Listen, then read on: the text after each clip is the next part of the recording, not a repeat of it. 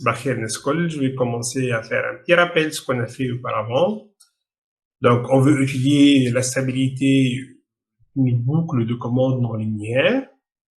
Cette boucle-là, on l'a mise sous sa forme canonique, c'est-à-dire que j'ai un bloc non linéaire qui vient juste après le comparateur.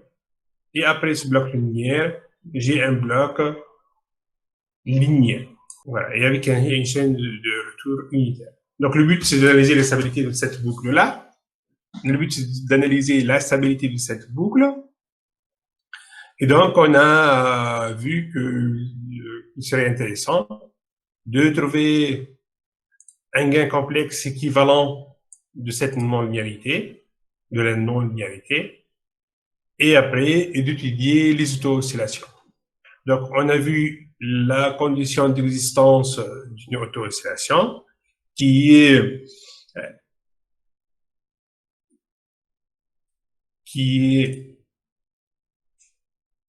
l'intersection ou l'égalité entre le diagramme le L oméga avec le moins 1 sur 1 n du x1. Okay? Donc, c'est l'égalité entre la fonction transfert de la linéarité avec moins l'inverse du gain statique de la non-linéarité. Donc, on a dit que on peut voir ça comme étant sur le plan de Nyquist comme étant l'intersection entre le diagramme de la linéarité avec le lieu critique moins 1 sur n. Okay. Et donc, on a dit que chaque intersection est une auto-oscillation. C'est une condition d'existence d'une auto-oscillation. Et ces auto-oscillations peuvent être stables ou instables. Et pour savoir si les auto-oscillations sont stables ou instables, on a un critère qui s'appelle le critère de Loeb. Alors, le critère de Loeb dit que l'auto-oscillation est stable si en parcourant L dans le sens des oméga croissants. Donc là, je vais parcourir L dans le sens des oméga croissants avec mon avion. Donc mon avion ici, il a côté droit D et côté gauche G. Donc, si je parcours L dans le sens des oméga croissants, d'accord, voilà, à l'intersection, je regarde le sens de x1 croissant. Donc là, le x1 croissant, ben, il est sur ma droite. Je regarde la petite flèche là de moins 1 sur n. Donc, à ma droite, c'est le x1 croissant. Donc cette auto-oscillation est instable. C'est-à-dire que j'ai un cycle limite instable. Alors, si je continue à parcourir L, ici, à cette intersection-là, donc, je regarde le sens de x1 croissant. Le sens de x1 croissant, il est sur ma gauche cette fois-ci. Donc, le cycle limite est stable. L'auto-oscillation est stable. Voilà. Donc, on a vu tout ça. Et on a commencé la dernière fois à analyser un exemple pour mettre en œuvre tout ça. D'accord? Donc, on a dit, on va analyser cette boucle de commande avec une non-linéarité de type relais, d'accord, et un bloc linéaire qui est K sur P, facteur de P plus 1, facteur de P plus 2. Donc, on a dit que le premier problème, il faut tracer le lieu de Nyquist de cette linéarité et le comparer au lieu critique de la non-linéarité. Le lieu critique de la non-linéarité, on l'a déjà tracé dans un exemple précédent, et on a vu que c'est un segment sur l'axe des réels négatifs, d'accord, avec la petite flèche qui part de la droite vers la gauche. Donc ça, c'est le lieu critique, donc il faut revenir à la diagonale. Okay. Maintenant, il faut tracer le diagramme de Nyquist de la linéarité. Donc pour ça, j'ai dit la dernière fois, il convient, j'ai fait un rappel des traçages des diagrammes de Bode de fonction transfert linéaire. Et j'ai dit que pour tracer le diagramme, pour obtenir le diagramme de Nyquist, on peut en déduire à partir des diagrammes de Bode, diagramme de gain et diagramme de phase. Alors, j'ai tracé ici à gauche les diagrammes de Bode de ma fonction de transfert L. D'accord? Donc, j'ai le cas, on le laisse, on a dit, on va commencer par 1 sur P. Donc, j'ai une pente, pour oméga tend vers 0, je commence avec une pente de moins 20 dB, qui est 1 sur P. Et en face, une phase de moins 90. Après, j'ai des pôles. Après, j'ai deux pôles en moins 1 et un pôle en moins 2. Donc, j'ai deux fréquences transitionnelles en 1 et en 2. Donc, je mets la ligne ici. C'est là où je vais avoir des cassures, des gains et des phases. Donc là, j'ai un pôle, donc là, je continue ma pente de l'intégrateur jusqu'à la première cassure à 1. OK? Donc 1, ça correspond à un pôle qui est négatif. D'accord? Donc je vais changer la pente. Je vais lui ajouter moins 20 dB par décade. Donc j'étais à moins 20, je vais passer à moins 40. En face, la phase, elle va être diminuée à moins 90. Donc, ça sera moins 90 égale à moins 180 degrés. Et tout ça jusqu'à la prochaine fréquence transitionnelle 2, d'accord? A2, 2, c'est un pôle, c'est une fréquence qui est due à un pôle égal à moins 2, c'est un pôle négatif. Donc, je vais ajouter encore une fois moins 20 dB par décade à la pente. Donc, j'étais à moins 40, je vais passer à moins 60. Et je vais passer, et la phase, elle va passer, on va lui retrancher encore une fois, moins 90. Donc, je vais passer à moins 270. Bon. Je vais essayer d'introduire le diagramme de Nyquist. D'accord? À gauche. Là, je l'ai tracé, mais je vais expliquer. Donc, je vais prendre le premier point, ici, par exemple.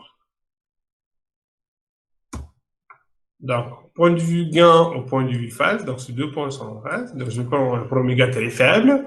Donc, j'ai un gain qui est l'infini, donc 20 log du module qui vaut l'infini, donc le module ça vaut l'infini, et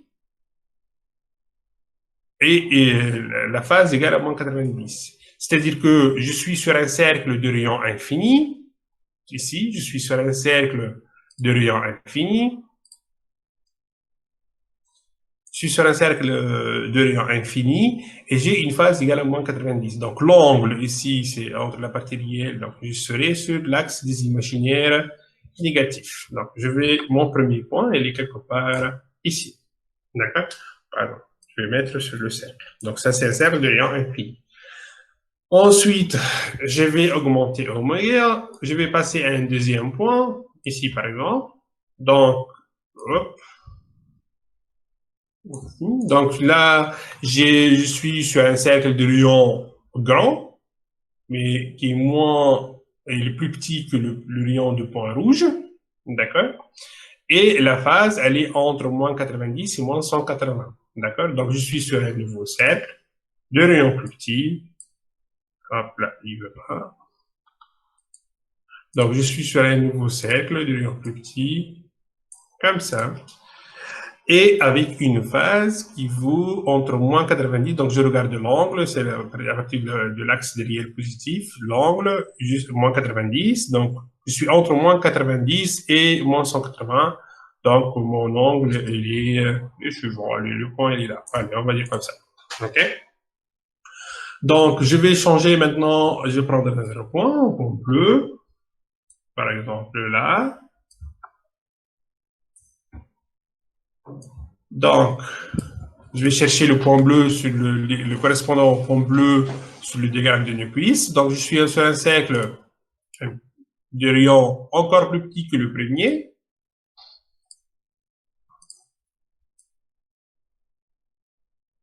Encore plus petit que le premier. D'accord. Et avec une phase qui est inférieure à moins 180. D'accord. Donc, elle est inférieure, légèrement inférieure à moins 180 ou également à moins 180. D'accord, elle est moins 180. Donc, je suis où? Je suis là. D'accord. Donc, mon cercle, en réalité, je le perce comme ça. Voilà. Ça correspond au point bleu. Alors, je vais prendre un dernier point en oméga infini. Donc, je suis sur un cercle de rayon égal à moins l'infini en dB. Donc, c'est donc du module, ça vaut 0. Et avec une phase égale à moins 270. Donc, je suis sur un cercle de rayon epsilon. D'accord? Sur le cercle de rayon epsilon avec une phase égale à moins 270. Donc là, c'est le premier cadran, c'est moins 90. Le deuxième, moins 180. Le troisième, moins 270. Donc, je suis sur l'axe des imaginaires positifs avec un rayon très faible. Donc, je vais converger vers 0 en réalité en venant de l'axe des réels positifs. Voilà. Donc, ça, c'est mon diagramme de Nyquist. J'ai esquissé à la main. Alors, maintenant, si je vois la réponse que j'ai tracée ici, on va me dire non, c'est pas la même chose. En fait, si, parce que la différence, elle est dans cette partie-là. Je vais la mettre ici. Voilà, la différence, elle est là, dans cette partie-là, ou plutôt dans cette partie, exactement, pour les oméga très très faibles. OK? Donc, mais regardons un petit peu mathématiquement. Mathématiquement, cet angle,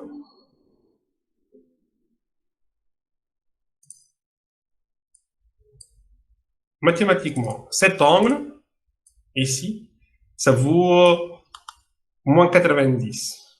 Si vous n'êtes pas convaincu, bah, il suffit de voir que cette partie-là n'est autre que cette partie-là. C'est un zoom, en fait. OK? Voilà. Là, ce qu'on a tracé ici, vous pouvez le voir comme étant un zoom de mon traçage à la.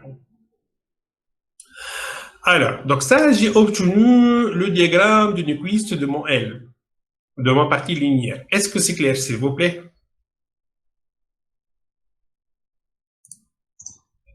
Oui, c'est clair. Les autres, vous levez la main, s'il vous plaît. Si c'est clair, vous levez la main.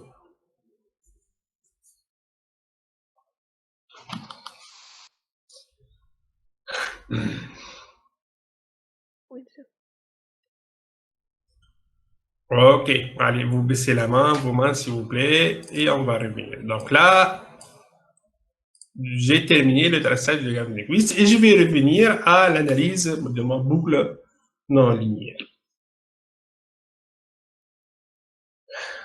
Donc, j'ai en noir le diagramme de Nyquist.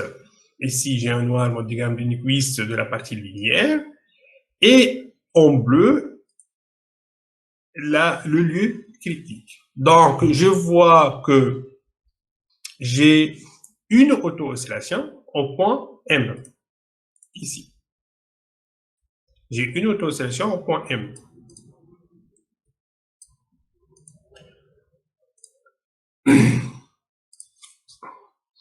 Alors, donc j'ai une auto-oscillation, mais je ne sais pas si elle est stable ou instable.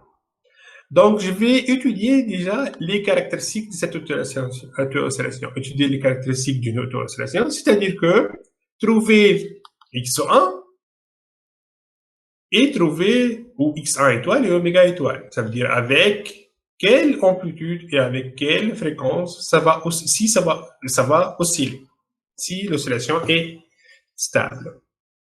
Alors, je rappelle que x1, c'est l'amplitude du signal de l'erreur. C'est l'amplitude de ce signal-là qui excite la non-linéarité. Donc, et oméga, c'est la fréquence qui excite la non-linéarité. Alors, ensuite, je vais analyser la stabilité de cette auto-oscillation-là. Alors ici, ben, je vais voir quelle est la contrainte de l'égalité là. Donc, je sais que pour oméga étoile, par exemple, pour trouver oméga étoile, je vais regarder L, parce que L, la partie linéaire, elle dépend, c'est L de oméga. D'accord? Donc, c'est quoi la caractéristique de L oméga, de L oméga en ce point-là? Sa caractéristique, par exemple, c'est que l'argument de L égale à moins 180.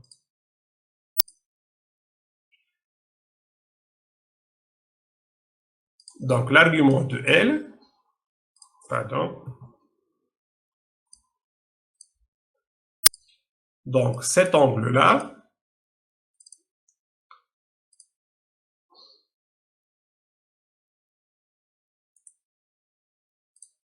alors cet angle-là égale à moins 180.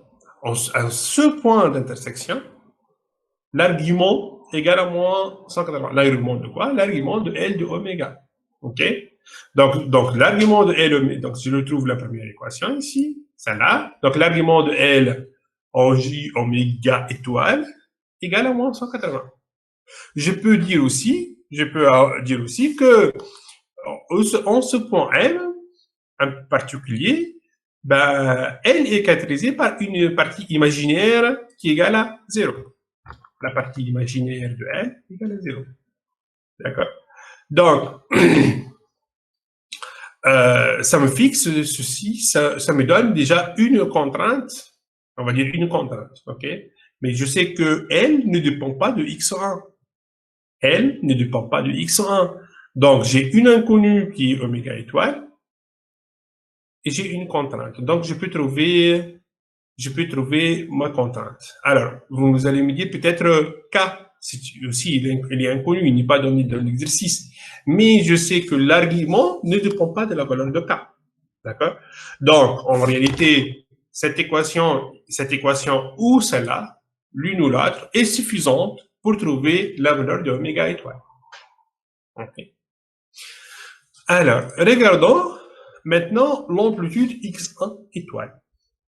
Alors, pour trouver x1 étoile, naturellement, je vais regarder une condition sur le lieu critique, c'est de x1. Alors, en ce point bien particulier, qu'est-ce que j'ai? J'ai la partie où c'est x1 et c'est x1 égale à quoi? Égale à la partie réelle de L oméga. Donc, L oméga, sa partie imaginaire égale à 0. Donc, ce qui reste ici, c'est la partie réelle. D'accord? La partie réelle, je vais utiliser une petite flèche. Cette distance-là, c'est moins 1 sur L. D'accord? Mais elle aussi, c'est égal à la partie réelle de L oméga. Donc, ça me donne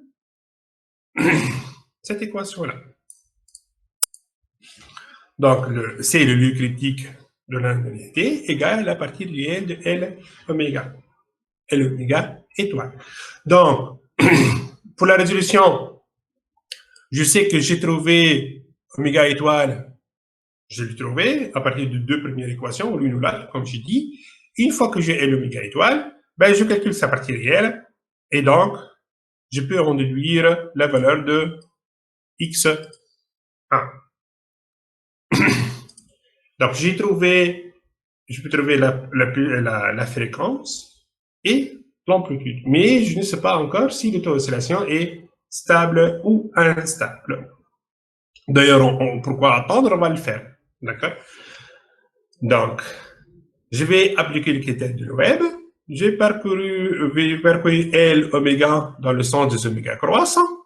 Donc, il est important de voir la petite échelle ici, hein, la petite flèche, pardon. Donc, j'ai parcouru L dans le sens des oméga croissants. À l'intersection, je vois que je cherche le x1 croissant. Le x1 croissant, à l'intersection, elle est sur ma gauche. D'accord? Donc, cette auto-oscillation, est stable. C'est un cycle limite stable.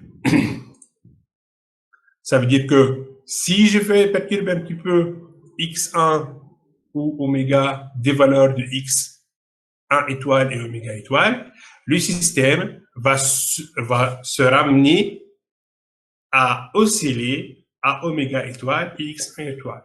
D'accord? Donc, c'est une auto-oscillation stable, ça veut dire que le système va revenir à cette auto-oscillation-là. D'accord?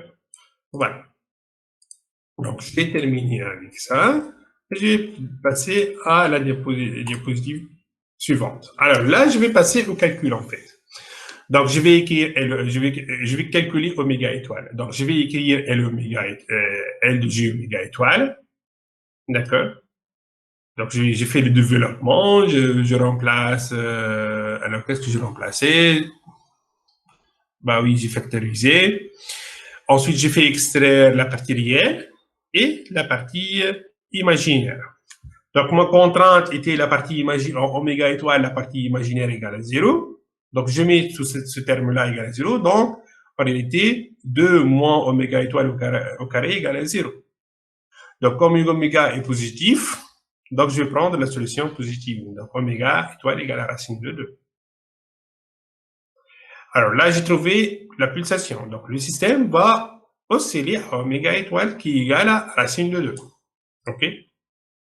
Et ça, c'est quel que soit K, parce que comme j'ai dit, K ne dépend pas de la partie imaginaire, ne fait pas changer l'argument en tout cas.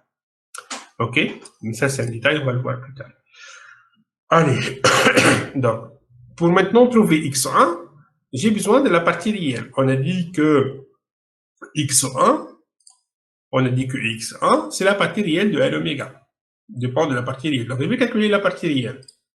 OK? Donc, la partie réelle de L oméga étoile égale à moins K sur 6.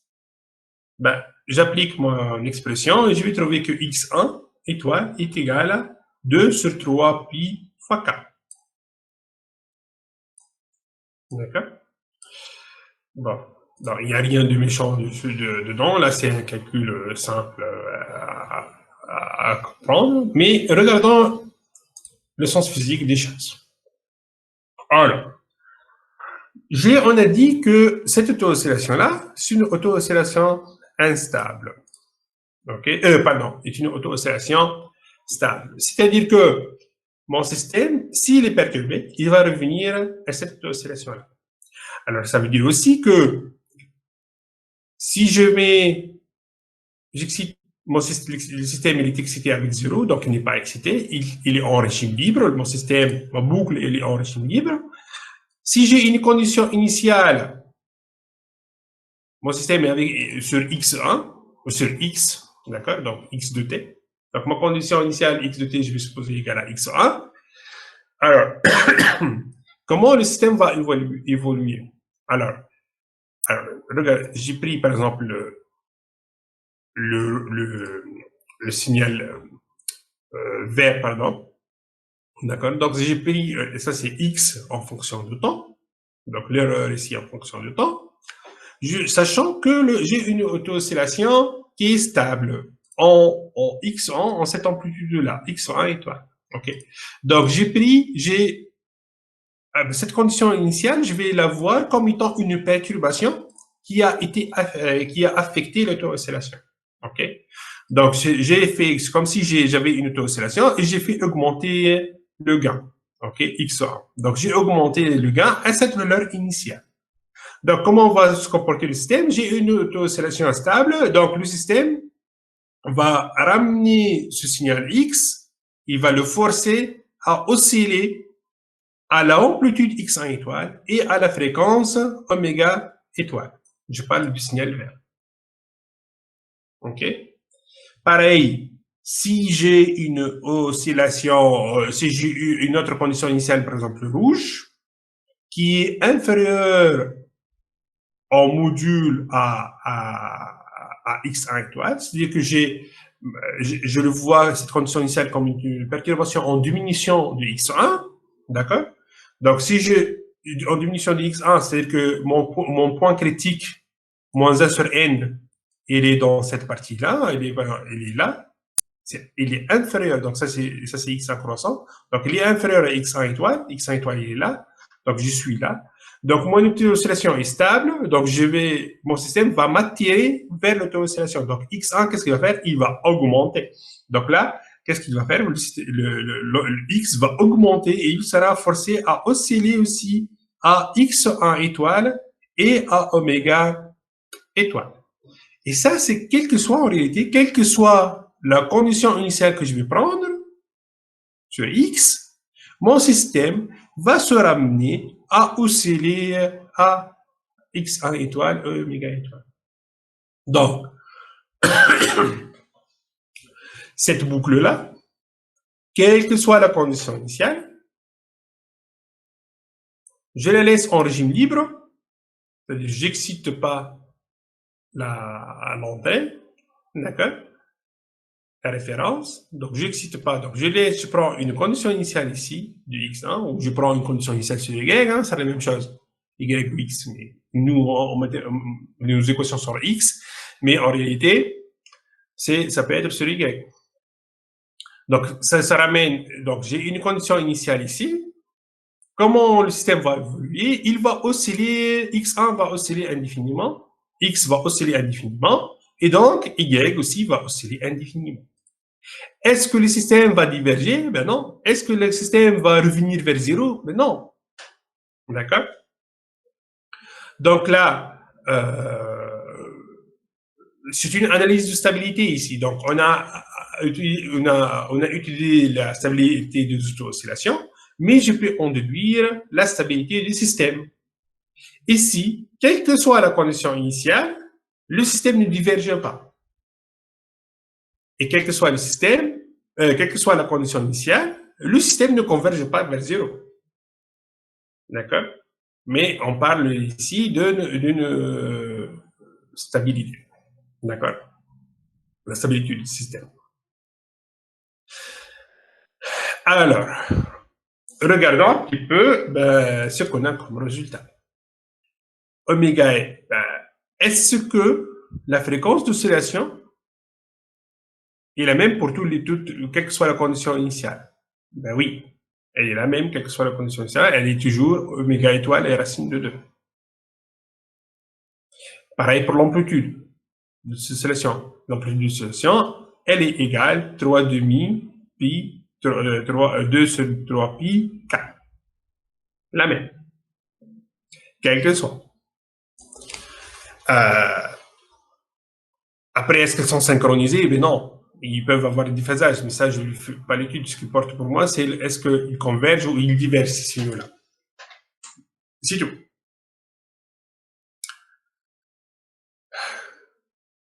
Est-ce que c'est clair, s'il vous plaît? Vous levez, si c'est clair, vous levez les mains, s'il vous plaît.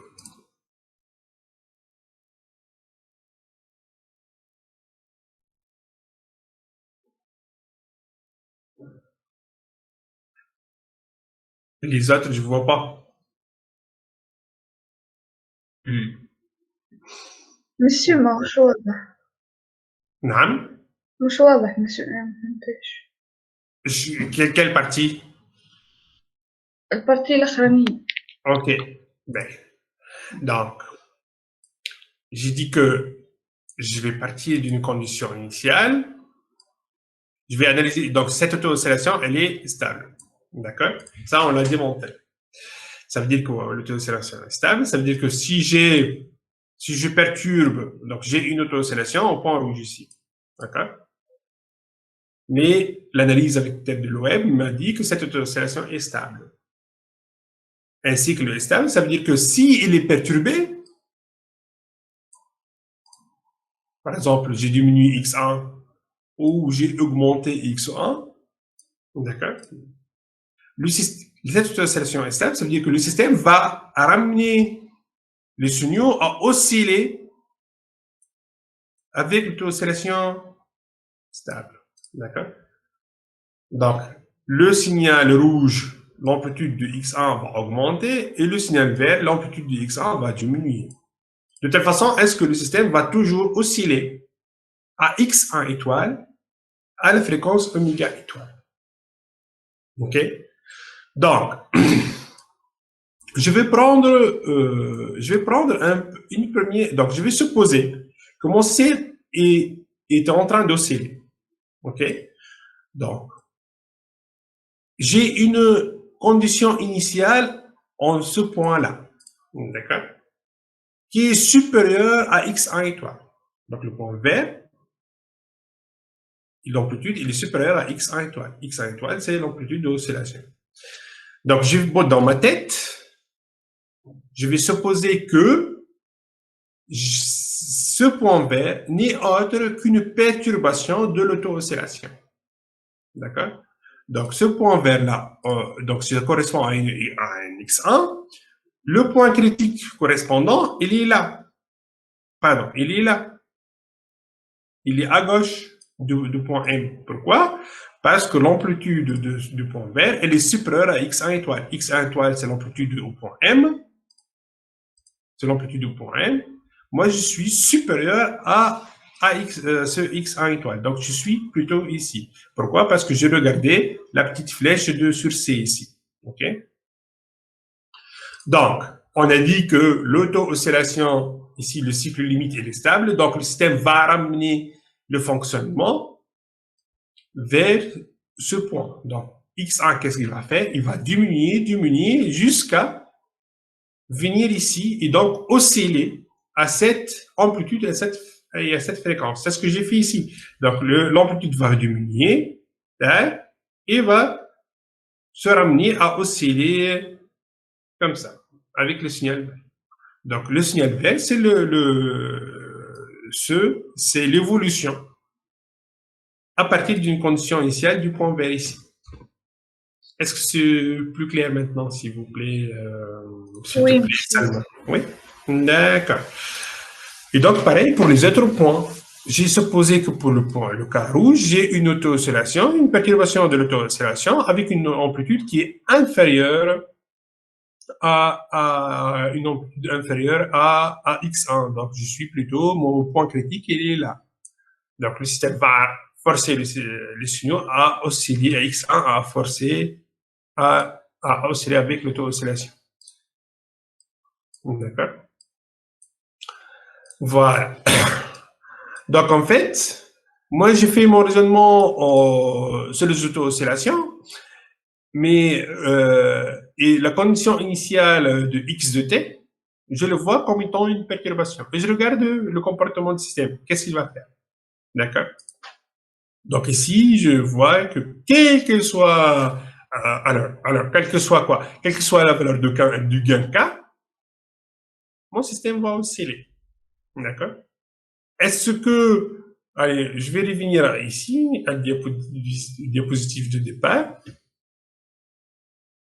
Si j'ai un système que je commande avec un relais, avec un proportionnel K, je commande mon système 1 sur P, facteur P plus 1, P plus 2, avec un proportionnel et avec un relais, est-ce que,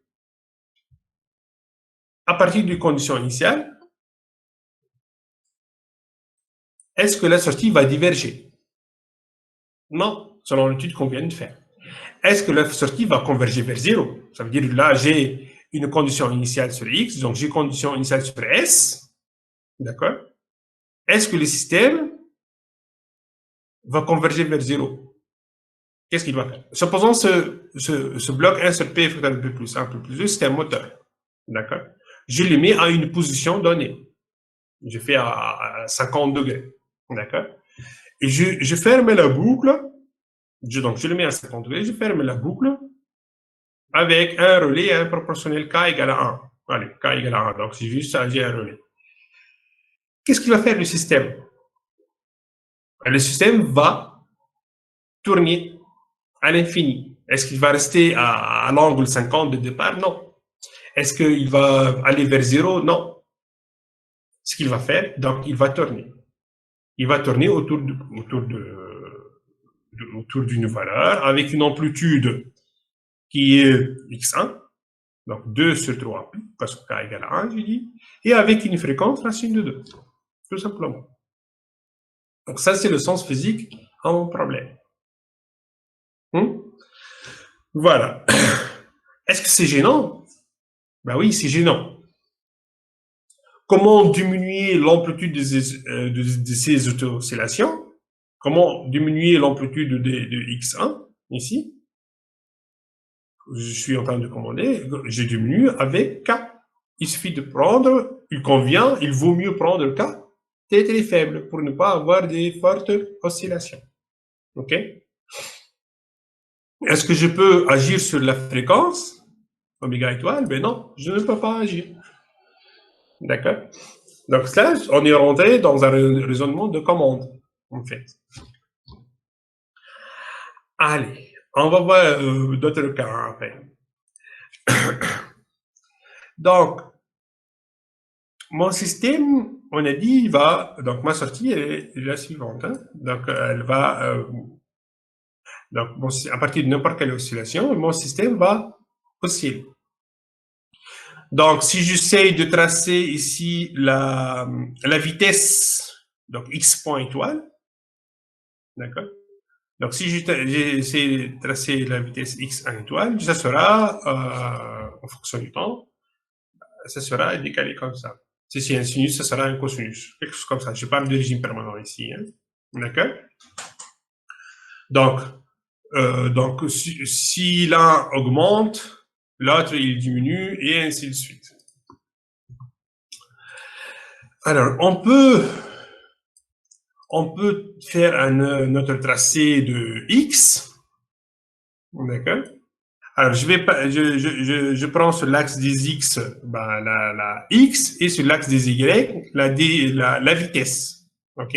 Donc là, c'est comme ça, j'ai X et sur l'axe vertical, j'ai la dérivée du X, X point.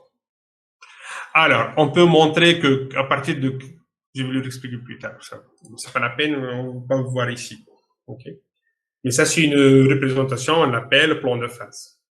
Je vais revenir là-dessus plus tard.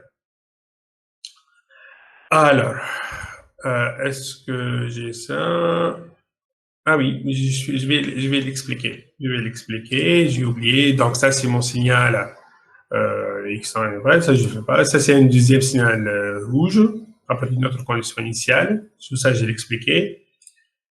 Allez, je vais revenir à X et à la dérivée de X pour expliquer la courbe Salah. D'accord? C'est quoi cette représentation-là? Alors, cette représentation, elle est un peu particulière. Elle est très utile, on l'utilise. Alors, je prends X, que j'ai trouvé, je vais calculer dx sur dt, c'est-à-dire la vitesse. D'accord?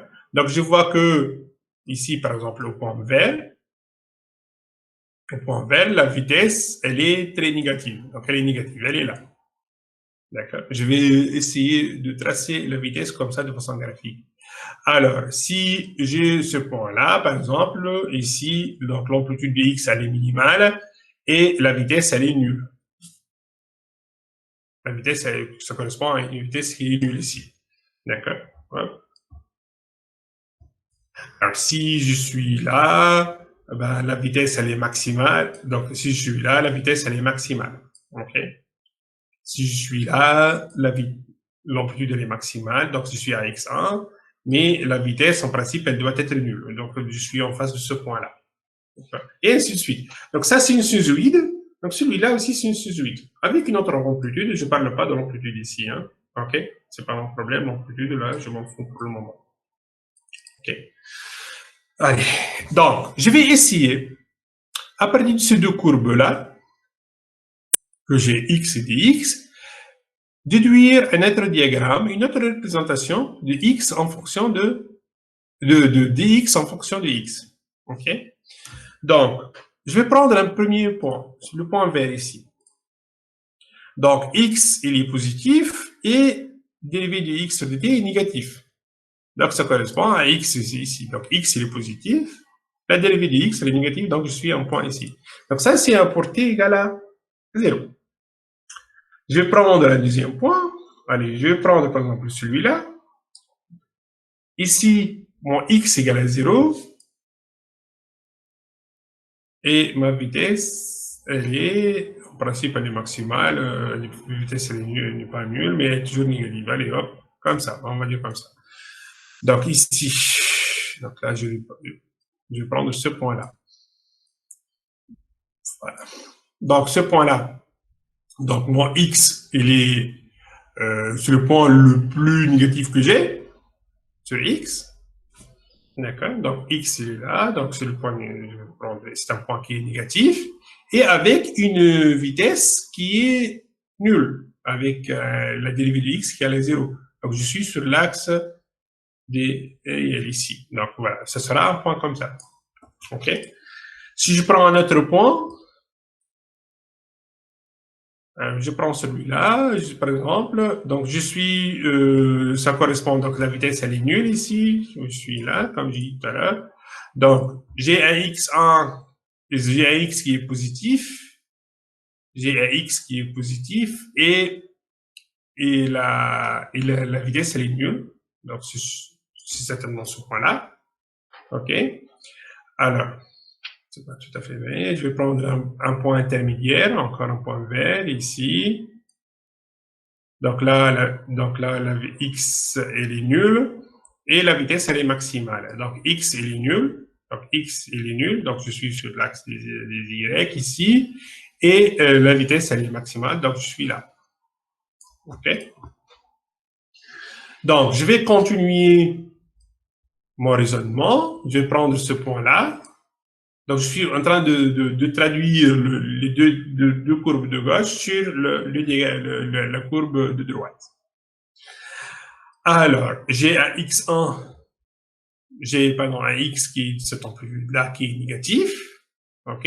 Donc, x, il est négatif. Je suis quelque part ici. D'accord?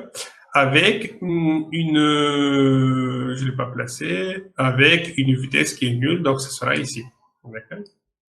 Donc, j'ai quoi? J'ai avec des Vx qui est nul, donc tac, je suis plutôt ici. OK? Et donc, je vais continuer. Encore une fois, le point bleu, ça sera au voisinage du point... sera au voisinage du point jaune. OK? En réalité, ils sont les mêmes ici. Mais comme je suis sur une figure faite à la main, j'ai pas tout à fait ça. Voilà, je vais mettre comme ça. OK, ils sont très proches. Et le point, un nouveau point vert, allez, un nouveau point rose, celui-là. Donc, celui-là, il va correspondre au point rouge. Ça sera comme le point rouge. Donc, hop, voilà. Donc, qu'est-ce que je remarque? Il se tourne vers l'infini. Donc, quand je vais terminer pour t égale à l'infini, donc je vais trouver que je suis sur un cercle. D'accord? Donc, je commence avec une condition initiale ici. Je commence avec une condition initiale. Eh ben, quand ça va évoluer, bah finalement, comme je suis en train d'osciller avec la même amplitude, donc je vais tracer ici un cercle. Un cercle, une forme ovale, un cercle ellipsoïde, je m'en fous. Mais c'est un cycle limite. C'est un cycle limite stable. Pourquoi? Parce que l'amplitude de x ne va ni diverger, ni converger vers 0. Alors, cette représentation, comme vous voyez, en fait, elle ne montre pas la valeur elle ne montre pas le temps. Elle fait abstraction du temps. Je représente directement la vitesse en fonction de x. Cette représentation, ça s'appelle plan de phase. Est-ce que c'est clair ça, s'il vous plaît?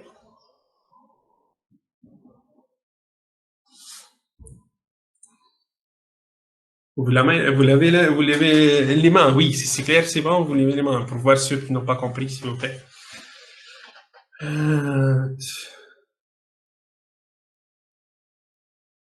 Les autres, Marwa, Mohamed, Nermin, s'il vous plaît. S'il y a un point qui n'est pas clair, je peux le répéter. Hein. On est vraiment à la fin de cette partie, donc là, on est en train de résumer. Donc, si là, il faut bien comprendre. Oui, Salvo. Monsieur. Oui. Monsieur, Pardon. Oui, Amir, je te rappelle. s'il vous plaît, تاخدوها. Oui, Salma. Oui, Salma. سي بون مسيو.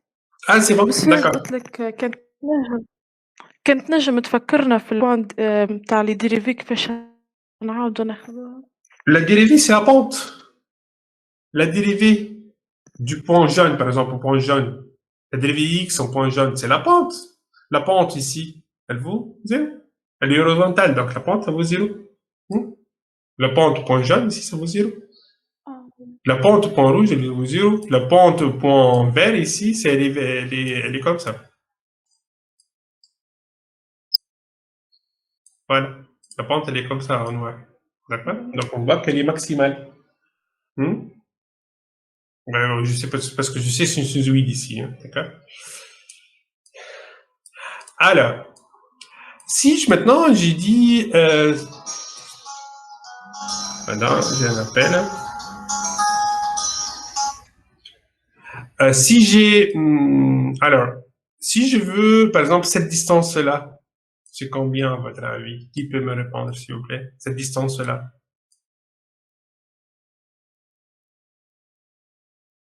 Cette distance-là, c'est quoi, s'il vous plaît?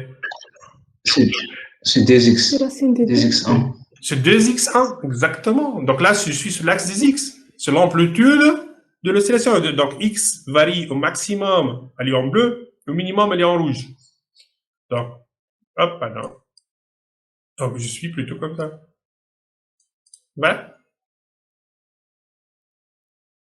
D'accord.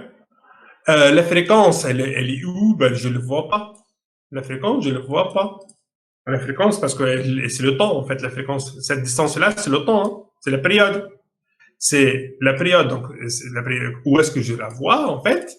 C'est le temps nécessaire pour que le point X passe du point bleu et revenir au point qui est au-dessous du point bleu. Donc, c'est le temps nécessaire ici pour faire un tour. La période. D'accord? Mais je ne peux pas la mesurer de façon directe. D'accord? Maintenant, la vitesse maximale. Si je veux voir la vitesse maximale, cette distance-là, c'est quoi? C'est ça. Voilà. Cette distance-là, voilà. Cette distance-là, c'est ni autre que cette distance-là. Voilà. C'est l'amplitude d'oscillation de la vitesse x.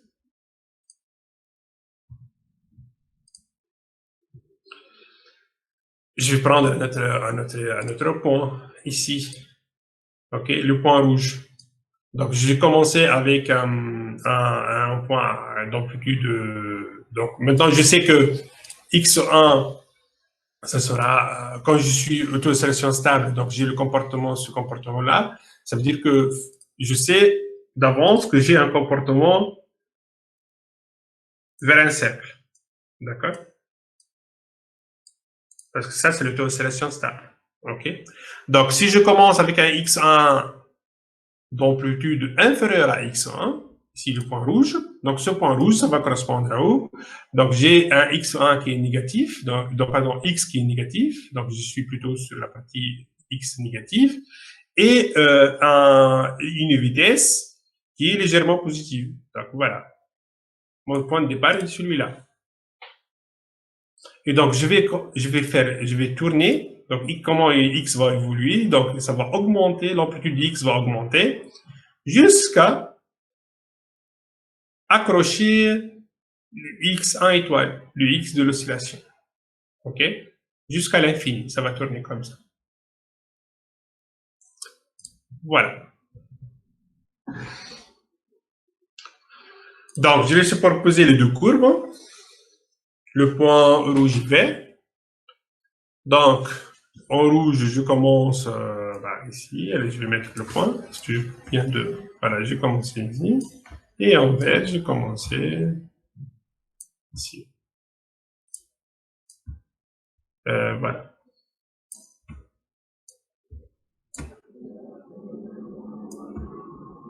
Voilà. D'accord. Donc, les flèches que j'ai montrées ici, c'est l'amplitude maximale du X. Donc, je les retrouve ici, en rouge.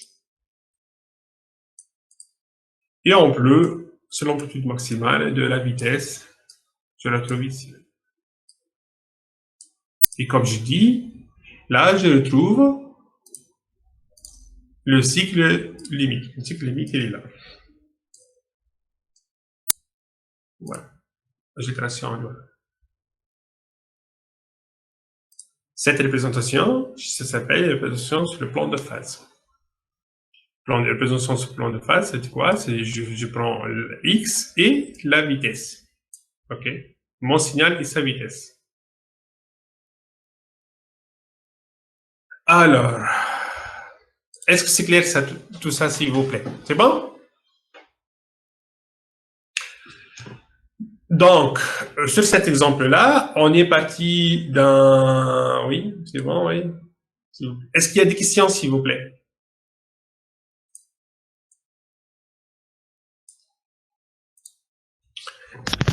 Monsieur, Oui, yes. Oui. ما فهمتش علاش نعملوا فيه الدياغرام هذايا كوا سير معناها شنو هي Ah, l'utilité oui, ben, ça peut servir. Ça peut servir directement. C'est-à-dire que je vois directement si mon système diverge ou pas, ou si mon système converge ou pas. On va voir parce que sur des diagrammes plus compliqués, sur des systèmes plus compliqués, on peut avoir plusieurs auto-oscillations. Et donc, facilement, je peux voir où est-ce que mon système peut aller converger. OK? Par exemple, sur le critère de l'OEB, l'exemple du critère de l'OEB, quand on va l'énoncer ici, d'accord? J'ai deux auto-oscillations. Donc, dans l'espace, dans le plan de phase, je vais avoir deux foyers. Un foyer sur le système où le système va converger et un foyer duquel le système va diverger. On va le voir tout ça après. C'est la deuxième partie du cours. OK? Pour le moment, c'est juste pour introduire le plan de phase, comment le tracer. Tout simplement. Ou introduire des axes. On va voir l'utilité après quand ça devient beaucoup plus compliqué. واضح monsieur. Voilà. OK. Hop. Oui. Alors, tout ça est clair. Je vais passer à l'étude de mon système quand il est en régime forcé. Tout à l'heure, j'ai étudié mon système en régime libre. OK? Là, je vais forcer le système. Je vais forcer le système avec une référence E égale à E1 sinus oméga t. Et je vais regarder le comportement de la sortie. Ou le comportement de X aussi, si vous voulez. Hein, c'est pareil. Pour moi, X, étudier la sortie ou étudier X, c'est la même chose. OK? Parce que je sais la relation entre X et la sortie, je la connais. OK? Alors, donc, je vais écrire les équations. Donc, je vais retrouver la relation entre X. Pour moi, je vais étudier X. OK? Je vais trouver la relation entre X et E. Donc, je sais que X n'est autre que l'erreur qui est E moins la sortie. La sortie n'est autre que L fois W, ou si la sortie S égale à L fois N fois X. L fois N fois X. Bien sûr, L dépend de oméga et N dépend de XA, l'amplitude de l'entrée. OK? Donc, je mets tout ce qui est en X à gauche de l'équation, ici. À gauche de l'équation. Donc, je vais 1 plus Ln de tout fois X égale à E. Donc, je peux écrire l'équation complexe en fonction, fait apparaître l'amplitude du déphasage. Donc, X, c'est ni autre que X1 exponentielle J oméga T plus un déphasage phi. Et l'entrée E, c'est ce que j'ai en face. Donc, c'est l'amplitude E1 exponentielle J oméga T. Mais il n'y a pas de déphasage. D'accord? Il n'y a pas de déphasage. C'est ce que j'ai en face.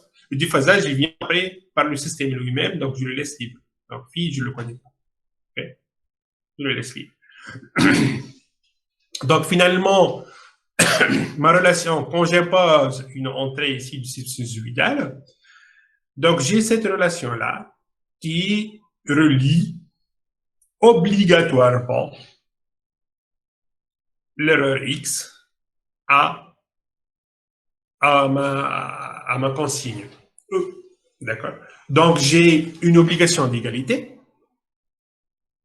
a priori. Cette égalité, c'est une égalité complexe, donc j'ai une égalité en module et j'ai une égalité en phase.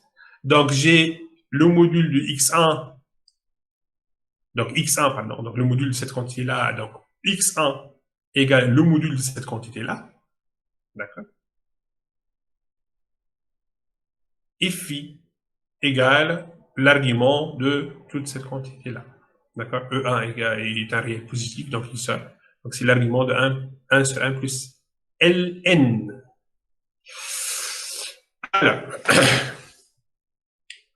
Alors, il faut savoir que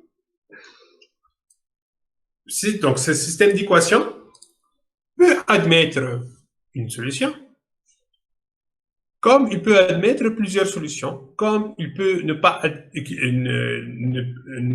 comme il peut n'admettre aucune solution. Donc, je ne suis pas sûr que si j'injecte ici une amplitude E1 à la fréquence oméga, je ne suis pas sûr que il existera une amplitude X1 et un déphasage phi, tout simplement. Parce que cette égalité ne peut pas être vérifiée. C'est tout le problème. Et c'est ce qu'on va faire.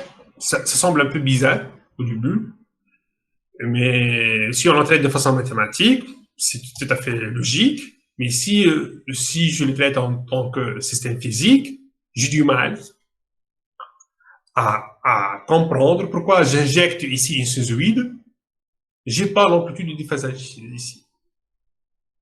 Alors, juste pour vous dire que c'est pas normal si je suis en système linéaire. D'accord? Mais là, je traite un système non linéaire. Donc ici, si j'injecte une sinusoïde, il se peut, j'ai pas x1 et un déphasage. Ça veut dire quoi? Il se peut que j'ai pas une sinusoïde. J'ai pas une amplitude x1 et j'ai pas un déphasage. Ça veut dire que mon x ne s'écrit pas sous la forme x1 exponentielle j oméga t plus phi.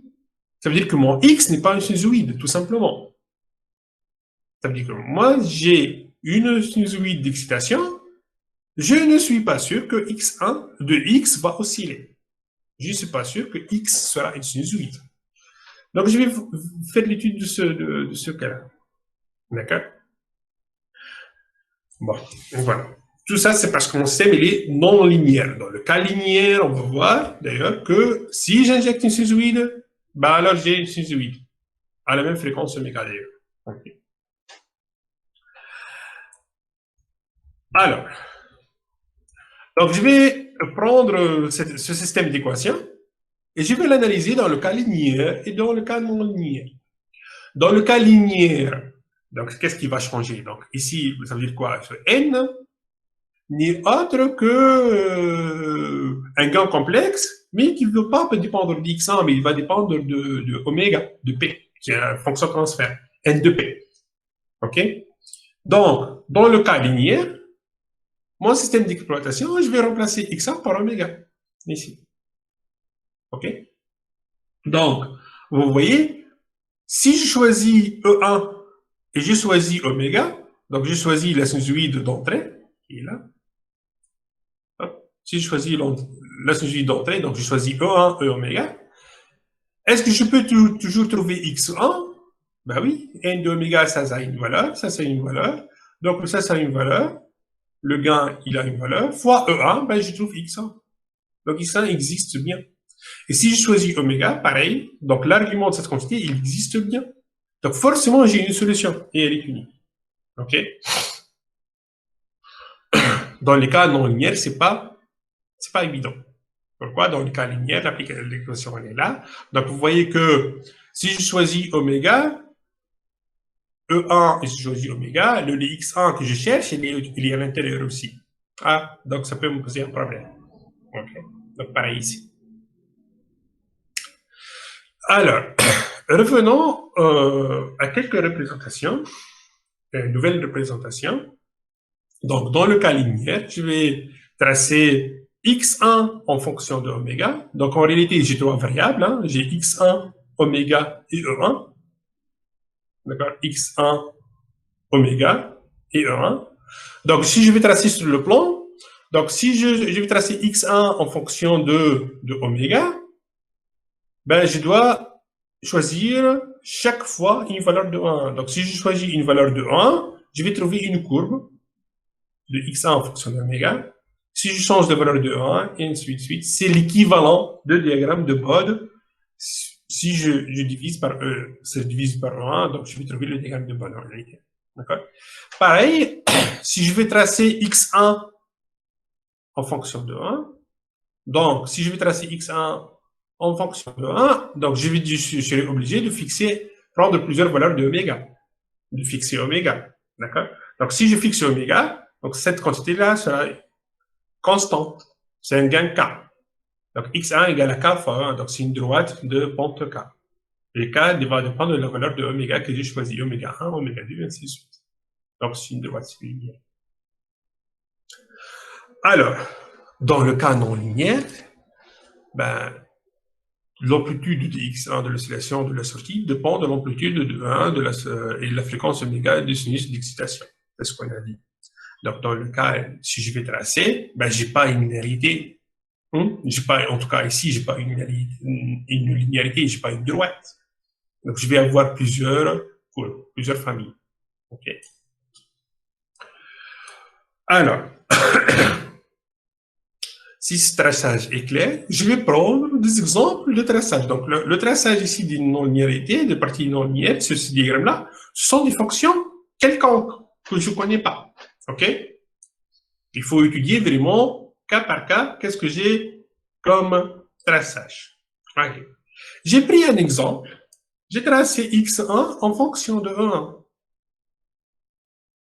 D'accord? Alors, je vais exciter mon système avec cette sinusoïde E égale à E1 sinus oméga t. Alors, si je prends E1 ici, inférieur à E1 seconde, okay? Si je choisis d'exciter mon système avec E1 qui est très faible, qui est inférieur à E seconde, E1 seconde. Est-ce qu'il existe X1? Ben non, il n'existe pas de solution X1. Donc, il n'y a pas d'oscillation. Donc, X, il n'y aura pas, ce ne sera pas une sinusoïde, tout simplement. X ne sera pas une sinusoïde, ben, ça veut dire que S ne sera pas une sinusoïde aussi. D'accord? Donc, le système ne va pas osciller. Moi, j'essaie de forcer le système à osciller, d'accord, avec une amplitude E1 faible, ben, il ne va pas osciller.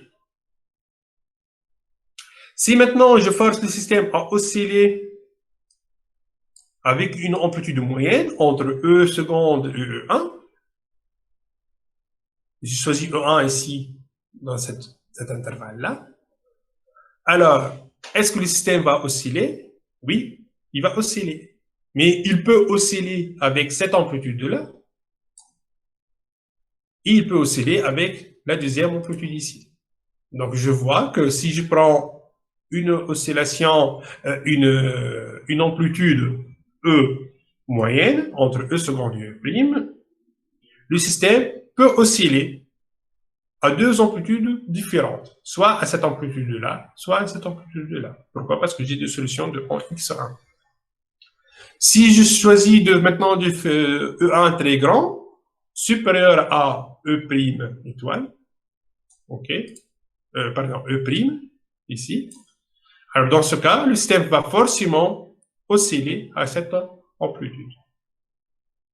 D'accord, là, bien sûr, là, j'ai peut-être oublié de le dire, que cette courbe-là, elle est tracée pour un oméga que j'ai choisi, pour un oméga qui vaut oméga étoile ici. J'ai choisi une sinusoïde de référence avec une amplitude 1 et une fréquence oméga étoile.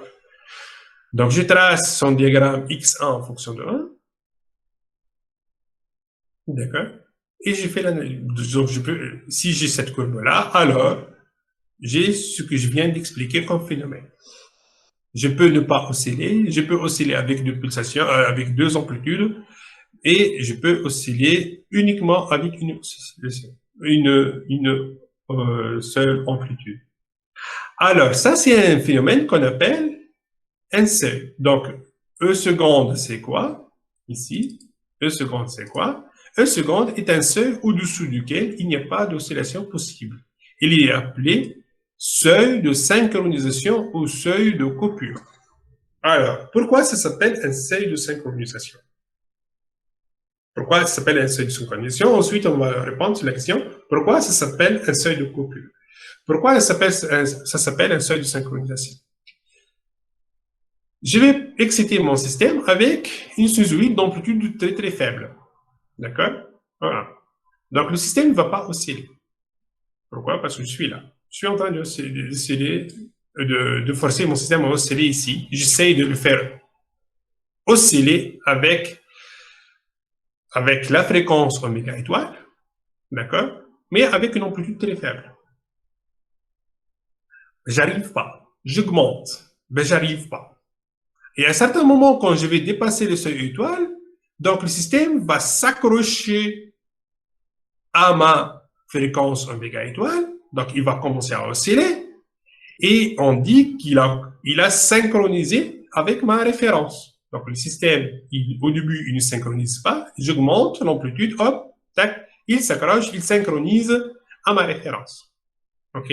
Donc c'est pour ça qu'on appelle un seuil de synchronisation. Pourquoi maintenant on l'appelle seuil de coupure?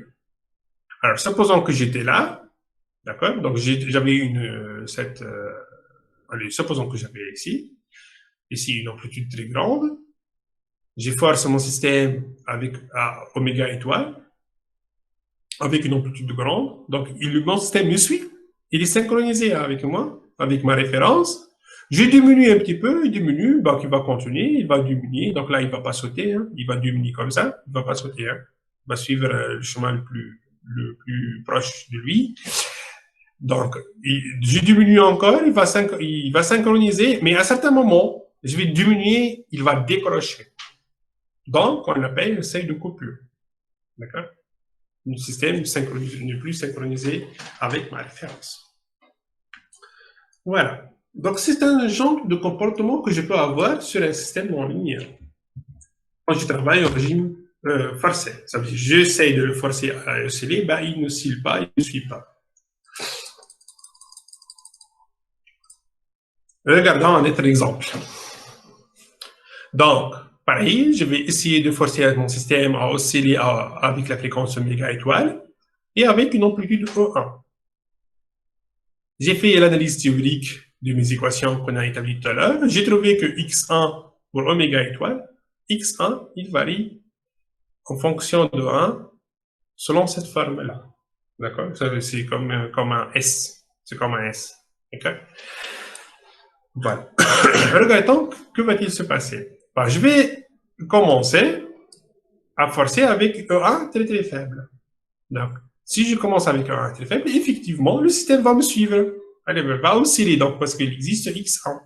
J'augmente, je dépasse E étoile. Donc là, en réalité, il y a deux solutions, mais comme j'ai dit tout à l'heure, il va rester à son voisinage, il va essayer à son voisinage, donc il va toujours suivre, donc il va toujours osciller à oméga étoile, avec cette amplitude-là, d'accord? Donc moi, j'impose celle-là, et lui, il va osciller ici. Mais si je dépasse E1 étoile, le système est obligé de faire un saut, d'accord? Le X1, il est obligé de passer de cette amplitude-là à cette amplitude-là, parce qu'il n'a pas le choix. D'accord? Donc, il y a un phénomène de saut.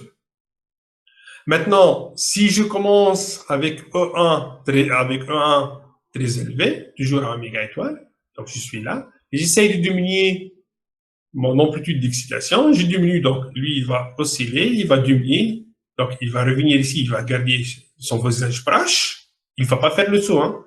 Il va revenir ici. Donc, je diminue 1, donc il va revenir. Mais si je continue à diminuer, tac, là, il est obligé de faire un saut pour revenir à cette oscillation-là. Okay. Donc là, on parle d'un phénomène de saut.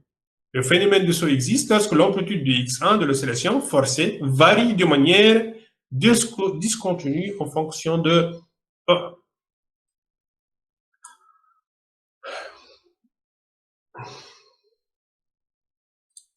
Est-ce que c'est clair, s'il vous plaît? Si, Oui. ما فهمتش الفينومين دو سو شنو Ok, Marwa, c'est bon. B. Le phénomène du saut. Donc, moi, j'ai une relation qu'on a établie tout à l'heure, celle-là. Ok? On a dit que ça, c'est la relation entre X et E. Si je choisis E, une sinusoïde, donc mon X, il doit respecter cette expression-là. Ok? Donc, voilà. Dans mon exemple, j'ai dit, voilà, je vais choisir oméga étoile. Donc, je vais pouvoir calculer, je vais pouvoir tracer x1. Donc, je vais prendre uniquement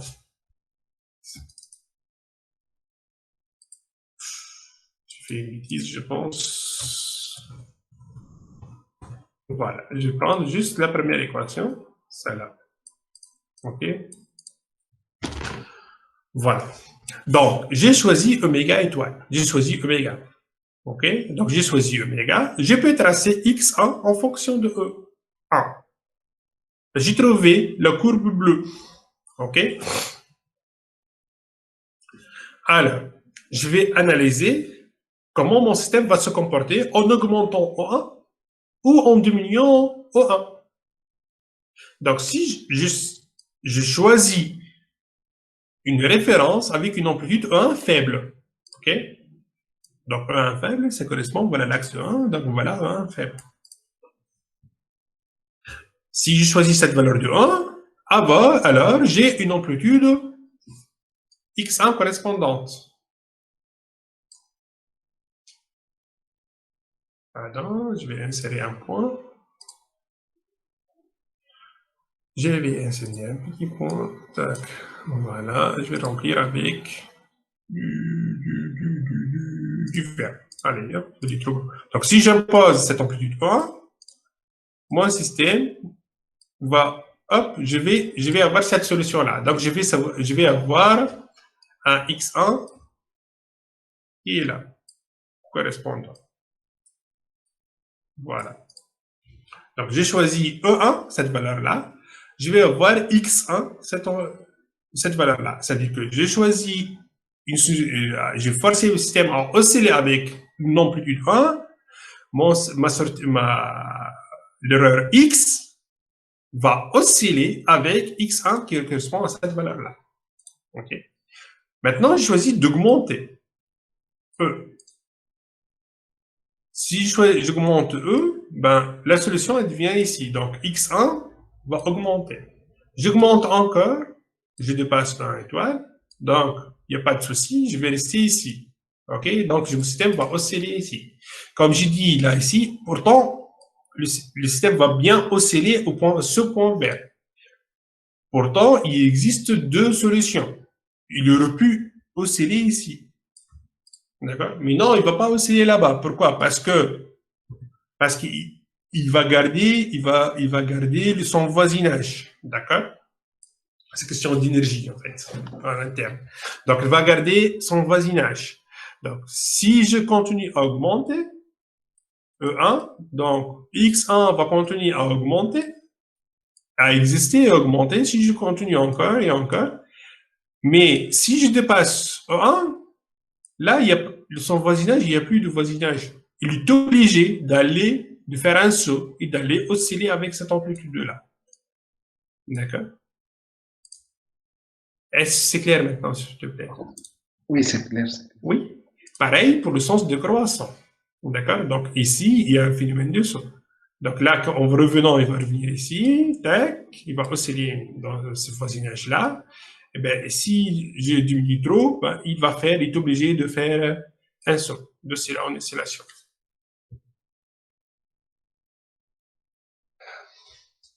C'est bon?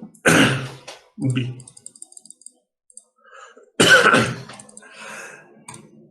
Regardons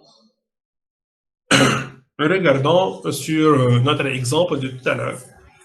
Si je passe en régime forcé, donc l'exemple qu'on a traité tout à l'heure, le même, on a traité le cas où en régime libre. D'accord? Je vais l'étudier maintenant en régime forcé. Donc, je vais prendre mon équation. C'est ça l'équation qu'on vient d'établir en fait. OK? Et je vais prendre l'équation de départ ici, celle du haut, la première. Donc, je vais remplacer n par son expression, qui est 4, c'est la linéarité, 4 sur pi x1, facteur 1, et de le mettre du côté gauche. Donc, je vais trouver cette expression. OK? Ensuite, le x1, je le fais rentrer à l'intérieur. Donc, je vais avoir ici x1 plus L oméga 4 sur pi égale à E1. Donc, j'ai travaillé avec la première équation. Hein. Alors, c'est quoi ça? Alors, donc là, j'ai la relation. Pour mon exemple, pour cet exemple-là, d'une non-linéarité de type relais, avec mon système de troisième ordre K sur P, facteur de P plus 1, P plus 2, j'ai cette contrainte-là quand je suis en régime forcé. Alors, c'est une contrainte, comme vous voyez, relie E1 à X1. Regardons. Comment je peux voir ça graphiquement? Alors, le module n'est autre que la distance graphiquement. La distance entre deux points. La distance entre le point A, qui vaut par exemple le moins x1, et le point B est l'oméga 4 sur pi. Oui, Alain dit. شو حبيت تفكر كنا نقرأ تو MCAP. MCAP, ok, donc on va arrêter ici. Ok, on va arrêter ici et à la prochaine fois, Inch'Allah. Ok, j'espère que j'étais clair en tout cas. Oui, merci, monsieur. Ah, c'est Cheikh. طيب, bon travail, merci Moaz. Salam. سلام.